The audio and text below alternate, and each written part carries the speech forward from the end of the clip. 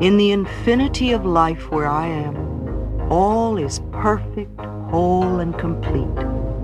I believe in a power far greater than I am, that flows through me every moment of every day. I open myself to the wisdom within, knowing that there is only one intelligence in this universe. Out of this one intelligence comes all the answers, all the solutions, all the healings, all the new creations. I trust this power and intelligence, knowing that whatever I need to know is revealed to me, and that whatever I need comes to me in the perfect time, space, and sequence. All is well in my world. Chapter 2. What is the problem? It is safe to look within. My body doesn't work. It hurts, bleeds, aches, oozes, twists, blows up, limps, burns, ages, can't see, can't hear, rots away. Plus whatever else you may have created. I think I've heard them all. My relationships don't work. They are smothering, absent, demanding, don't support me, always criticizing me, unloving, never leave me alone, pick on me all the time, don't want to be bothered with me, walk all over me, never listen to me. Plus whatever else you may have created. Yes, I've heard them all too. My finances don't work. They are non-existent, seldom there, never enough, just out of reach, go out faster than they come in, won't cover the bills, slip through my fingers. Plus whatever else you may have created. Of course, I've heard them all. My life doesn't work. I never get to do what I want to do. I can't please anyone. I don't know what I want to do. There's never any time for me. My needs and desires are always left out. I'm only doing this to please them. I'm just a doormat. Nobody cares what I want to do. I have no talent. I can't do anything right. All I do is procrastinate. Nothing ever works for me. Plus whatever else you have created for yourself. All these I have heard and more. Whenever I ask a new client what is going on in their life, I usually get several of those answers. I know these complaints are only outer effects of inner thought patterns. Beneath inner thought patterns is another deeper, more fundamental pattern that is the basis of all the outer effects. I listen to the words they use as I ask some basic questions. What is happening in your life? How is your health? What do you do for a living? Do you like your work? How are your finances? How is your love life? How did the last relationship end? And the relationship before that, how did it end? Tell me about your childhood briefly. I watch body postures and facial movements. Mostly, I really listen to the words they say. Thoughts and words create our future experiences. As I listen, I understand why clients have particular problems. The words we speak are indicative of our inner thought patterns. Sometimes the words they use do not match the experiences they describe. Then I know either they are not in touch with what is really going on, or they are lying to me. Either one is a starting point and gives us a basis from which to begin. Exercise. I should. The next thing I do is to give them a pad and pen and ask them to write on the top of the page, I should. I ask them to list several ways to finish the sentence. Some people find it difficult to begin, and some have so many things to write. Then I ask them to read the list to me, one at a time, beginning each sentence with, I should. As they read each one, I ask, why? The answers that come out are interesting and revealing, such as, my mother said I should, because I'm afraid not to, because I have to be perfect. Well, everybody has to do that. Because I'm too lazy, too short, too tall, too fat, too thin, too dumb, too ugly, too worthless. These answers show where they're stuck in their beliefs and limitations. You see, I believe that should is one of the most damaging words in our language. Every time we use should, we are in effect saying wrong. Either we are wrong, or we were wrong, or we're going to be wrong. I don't think we need more wrongs in our life. We need to have more freedom of choice. I would like to take the word should and remove it from the vocabulary forever. I replace it with the word could. Could gives us choice, and we are never wrong. Then I ask them to reread the list one at a time, except this time to begin each sentence by saying, "If I really wanted to, I could." This puts a whole new light on the subject. And as they do this, I ask them gently, "Why haven't you?" And now we hear different answers.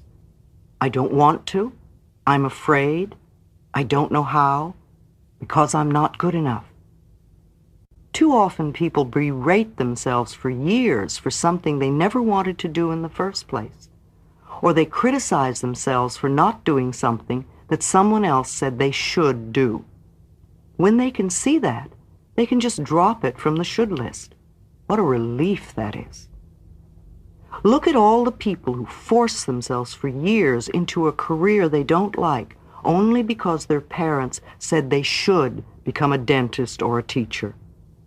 How often have we felt inferior because we were told we should be smarter or richer or more creative? What is there on your should list that could be dropped with a sense of relief? We notice that many of the things we thought we should do are things we never wanted to do, and that we were only trying to please others.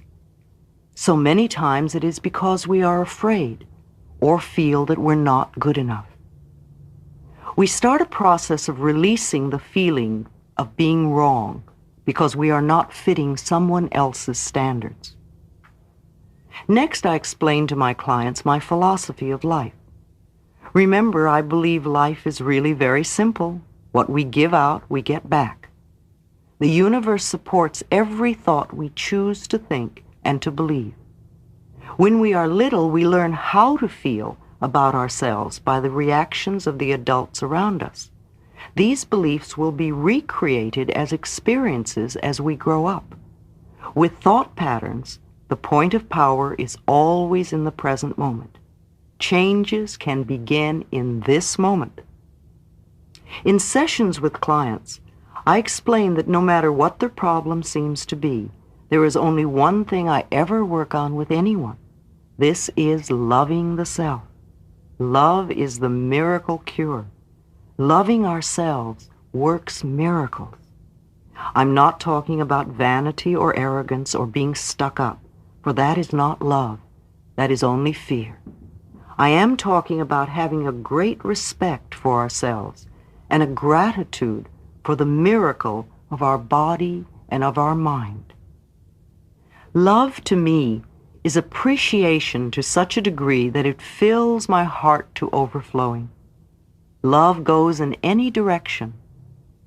I can feel love for the very process of life itself, the joy of being alive, the beauty I see, another person, knowledge, the process of the mind, our bodies and the way they work, animals, birds, fishes, vegetation in all its forms, the universe and the way it works. What can you add to this list? Let's look at some of the ways we don't love ourselves. We scold and criticize ourselves endlessly. We mistreat our bodies with food or alcohol or drugs. We choose to believe we are unlovable. We are afraid to charge a decent price for our services. We create illnesses and pain in our bodies. We procrastinate on things that would benefit us. We live in chaos and disorder. We create debt and burdens. We attract lovers and mates that belittle us. What are some of your ways?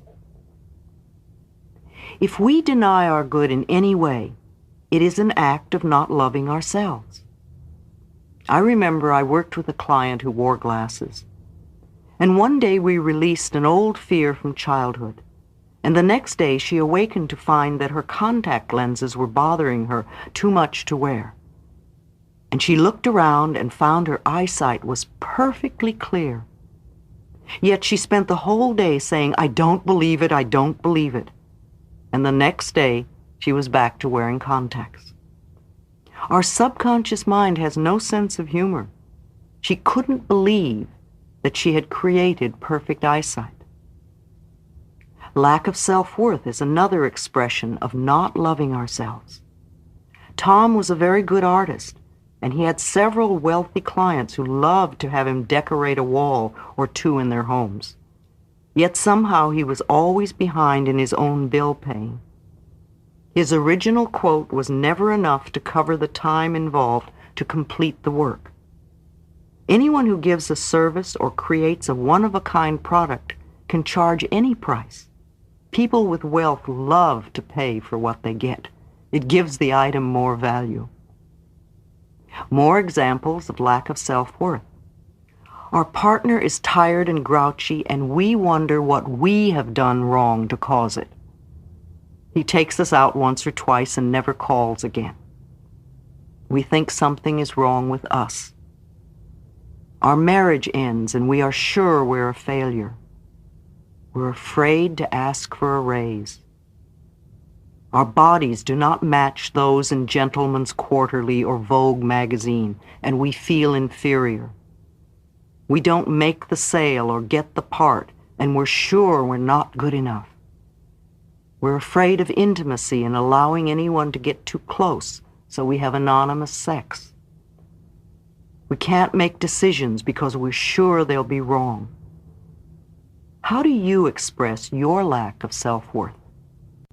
How perfect you were when you were a tiny baby. Babies do not have to do anything to become perfect. They are already perfect, and they act as if they know it. They know they are the center of the universe. They're not afraid to ask for what they want. They freely express their emotions. You know when a baby is angry. In fact, the whole neighborhood knows. You also know when they're happy, for their smiles light up a room, and they are full of love. Tiny babies will die if they do not get love. Once we are older, we learn to live without love, but babies will not stand for it. Babies also love every part of their bodies, even their own feces. They have incredible courage, and they have no guilt and no shame. We were all like that. Then we began to listen to adults around us who had learned to be fearful, and we began to deny our own magnificence. I never believe it when clients try to convince me how terrible they are or how unlovable they are. My work is to bring them back to the time when they really knew how to love themselves. Mirror exercise. I suggest a mirror exercise. I ask a client to pick up a small mirror, to look into their eyes, and to say their name, and "I love and accept you exactly as you are." This exercise is so difficult for many people. Seldom do I get a calm reaction, let alone an enjoyment of the exercise. Some are close to tears, some get angry, some belittle their features or qualities, some insist they can't do it. I even had one man throw the mirror across the room.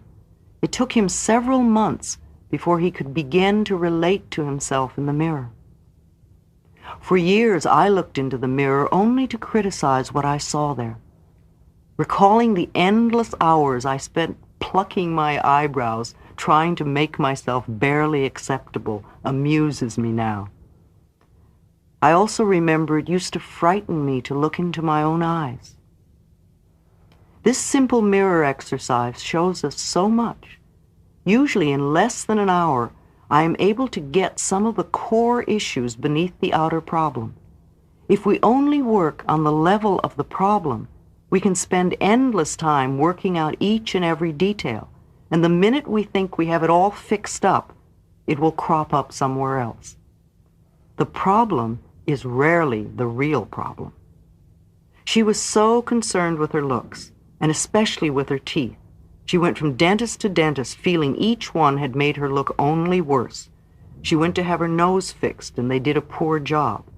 Each professional was mirroring her belief that she was ugly. Her problem was not with her looks, but that she was convinced something was wrong with her. There was another woman who had terrible breath. It was uncomfortable to be around her. She was studying to be a minister, and her outer demeanor was pious and spiritual. Beneath this was a raging current of anger and jealousy that exploded now and then when she thought someone might be threatening her position. Her inner thoughts were expressed through her breath, and she was offensive even when she pretended to be loving. No one threatened her but herself.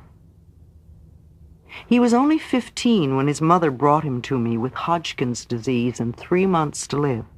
His mother was understandably hysterical and difficult to deal with, but the boy was bright and clever and wanted to live. He was willing to do anything I told him to, including changing the way he thought and spoke. His separated parents were always arguing, and he really did not have a settled home life. He wanted desperately to be an actor. The pursuit of fame and fortune far outweighed his ability to experience joy. He thought he could be acceptable and worthwhile only if he had fame. I taught him to love and accept himself, and he got well. He is now grown up and appears on Broadway with regularity. As he learned to experience the joy of being himself, the parts in plays opened up for him. Being overweight is another example of how we waste a lot of energy trying to correct a problem that is not the real problem. People often spend years and years fighting fat and are still overweight. They blame all their problems on being overweight. The excess weight is only an outer effect of a deep inner problem. When we feel frightened or insecure or not good enough, many of us will put on extra weight for protection. To spend our time berating ourselves for being too heavy, to feel guilty about every bite of food we eat, to do all the numbers we do on ourselves when we gain weight, are just a waste of time. 20 years later, we can still be in the same situation because we have not even begun to deal with the real problem. All we have done is to make ourselves more frightened and insecure, and then we need more weight for protection. So I refuse to focus on excess weight or on diets. The only diet that does work is a mental diet, dieting from negative thoughts. I say to clients, let's just put that issue to one side for the time being while we work on a few other things first. They will often tell me that they can't love themselves because they are so fat, or as one girl put it, too round at the edges. I explain that when we begin to love and approve of ourselves, it's amazing how weight just disappears from our bodies. Sometimes clients even get angry with me as I explain how simple it is to change their lives. They may feel I do not understand their problems. One woman became very upset and said, I came here to get help with my dissertation, not learn to love myself.